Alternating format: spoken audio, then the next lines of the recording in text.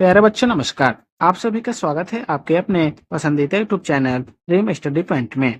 तो आज की इस वीडियो क्लास में बिहार बोर्ड की क्लास 7 के इतिहास के अध्याय 9 है 18वीं शताब्दी में नई राजनीतिक संरचनाएं। तो इसके अभ्यास के सभी प्रश्नों का संपूर्ण हल करने वाले हैं। तो चलते हैं इसके पहले प्रश्न पर। पहला प्रश्न दिया हुआ है, स्वायत्त राज्य किसे कहा जाता है? तो इसका उत्तर होगा, जो राज्य अपना संपूर्ण प्रशासनिक निर्णय और नीति निर्धारण स्वयं करता है उस राज्य को स्वायत्त राज्य कहते हैं। 2 नंबर प्रश्न है, नए राज्यों को 3 समूह में विभाजित करने के आधार क्या रहा होगा? इसका उत्तर होगा, पहले से चले आ रहे केंद्रीय शासकों का कमजोर हो जाना ही ऐसे प्रमुख कारण रहा होगा जिससे राज्य 3 राज्यों में विभाजित हो गया।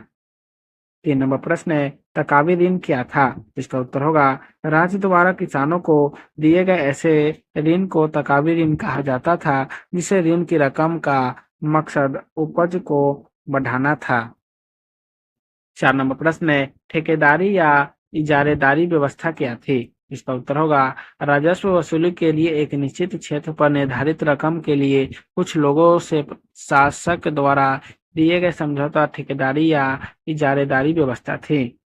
5 नंबर प्रश्न है, चौथ किसे कहा जाता था? इसका उत्तर होगा, मराठों द्वारा पड़ोसी राज्यों पर हमला नहीं किए जाने के बदले किसानों से ली जाने वाली उपज का चौथाई भाग के कर को चौथ कहा गया।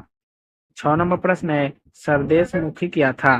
तो इसका उत्तर होगा, मराठों से बड़े जमींदार परिवारों जिन्हें सरदेश मुख कहा जाता था, इनके द्वारा लोगों के हितों की रक्षा के बदले लिया जाने वाला उपज का 10वां भाग होता था। ऐसे कर वसूलने वाले को सरदेश मुख कहा जाता है।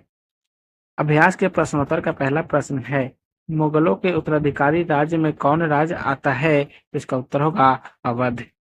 2 नंबर प्रश्न है, बंगाल में स्वायत्त राज्य की स्थापना किसने की? इसका उत्तर होगा, मुर्शिद कुली खान ने। 3 नंबर प्रश्न है, सिखों के एक शक्तिशाली राजनीतिक और सैनिक शक्ति के रूप में किसने परिवर्तित किया? इसका उत्तर होगा, गुरु गोविंद सिंह ने। 4 नंबर प्रश्न है, शिवाजी ने किस वर्ष स्वतंत्र राज्य की स्थापना की? तो इसका उत्तर होगा, 1674 ईस्वी में। 5 नंबर प्रश्न है, मराठा परिसंघ का प्रमुख कौन था? तो इसका उत्तर होगा, पेशवा। 2 नंबर प्रश्न है, निम्नलिखित में से मेल बैठाएं। पहला क्या है? ठेकेदारी प्रथा। तो ठेकेदारी प्रथा का हो जाएगा भू राजस्व प्रशासन। दूसरा है सरदेश मुखी, तो सरदेश मुखी का होगा मराठा। तीसरा है निजाम उल मुल्क, तो इसका निजाम उल मुल्क का हो जाएगा हैदराबाद। चौथा है सुरजमल, तो सुरजमल का हो जाएगा जाट। और 5वां है 1707 ईस्वी, तो 1707 ईस्वी का हो जाएगा औरंगजेब का निधन। आइए विचार करेगा। पहला प्रश्न है, अवध और बंगाल के नवाबों ने जागीरदारी प्रथा को हटाने की कोशिश क्यों की? इसका उत्तर होगा, अवध और बंगाल के नवाबों ने जागीरदारी प्रथा को हटाने की कोशिश इसलिए की कि वे मुगल प्रभावों को कम करना चाहते थे। यही हाल हैदराबाद का भी था। इस प्रकार धीरे धीरे ये मुगलों से पूर्णतः मुक्त होकर स्वतंत्र शासक बन बैठे। 2 नंबर प्रश्न है, शिवाजी ने अपने राज्य में कैसे प्रशासनिक व्यवस्था कायम की? इसका उत्तर होगा, शिवाजी के काल में प्रशासन का केंद्र राजा अर्थात स्वयं शिवाजी थे। राजा को सहयोग देने के लिए 8 मंत्री थे जिन्हें अष्टप्रधान कहा जाता था। पेशवा पेशवा प्रधानमंत्री था, प्रशासन और अर्थ विभागों की देखरेख करता था। राजा के बाद यही सबसे अधिक शक्ति वाला अधिकारी था। सर ए नौबत, तो यह सेनापति की नियुक्ति करता था तथा घोड़ा के साथ ही अन्य सैनिकों साजो सामानों की देखरेख करता था। मजूमदार, तो मजूमदार लेखाकार, इनका काम राज्य के आय व्यय को लेखा रखना था। वके नवीस गृह विभाग के साथ ही गुप्तचर विभाग का यह प्रधान होता था। राज्य के विरोधी शक्तियों का यह विवरण रखता था। नवीस, तो राजा को पत्र व्यवहार में मदद करना नवीस का ही काम था। दबीर विदेश विभाग में प्रधान होता था। पड़ोसी राज्यों से संबंध बनाए रखना इसी का काम था। पंडित राव धार्मिक मामलों का प्रभारी था। विद्वानों और धार्मिक कार्यों हेतु मिलने वाले अनुदान का वितरण यही करता था।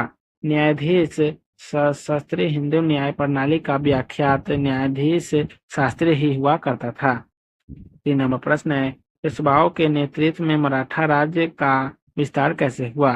तो इसका उत्तर होगा शिवाजी की मृत्यु के बाद औरंगजेब के जीवित रहने तक मराठा क्षेत्र पर पुनः मुगलों का अधिकार हो गया। लेकिन जैसे ही 1707 में औरंगजेब की मृत्यु हुई, शिवाजी के राजा पर चित्पावन ब्राह्मण के एक परिवार का प्रभाव स्थापित हो गया। शिवाजी के उत्तराधिकारियों ने उसे पेशवा का पद दे दिया। इस नए बने पेशवा ने पूनों को मराठा राज्य का केंद्र बनाया। पेशवाओं ने मराठों के नेतृत्व में सफल सैन्य संगठन का विकास किया, जिसके बल पर उन्होंने अपने राज्य का बहुत विस्तार दिया।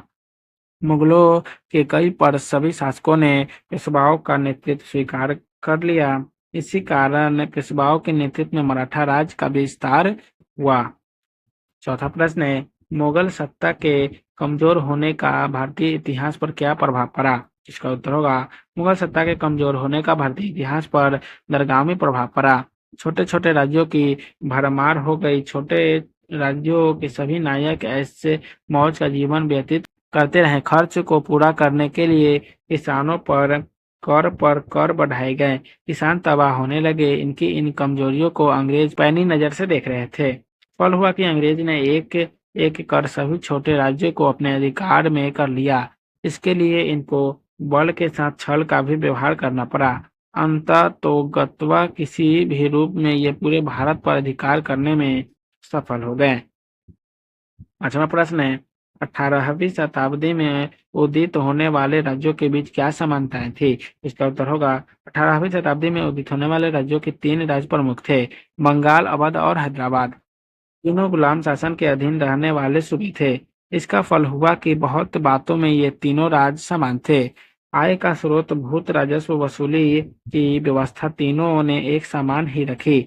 इन तीनों ने जागीरदारी व्यवस्था को समाप्त कर दिया ताकि राज्य शासन पर इनका आधिपत्य पूरी तरह स्थापित हो जाए। इस प्रकार तीनों राज्यों के बीच समानताएं थी। तो प्यारे बच्चों, आज की इस वीडियो को यहीं समाप्त करते हैं। फिर मिलेंगे नेक्स्ट वीडियो में। वीडियो अच्छा लगा होगा तो वीडियो को लाइक कर दीजिएगा, चैनल को सब्सक्राइब कर दीजिएगा। तो आप सभी को वीडियो देखने के लिए बहुत बहुत धन्यवाद।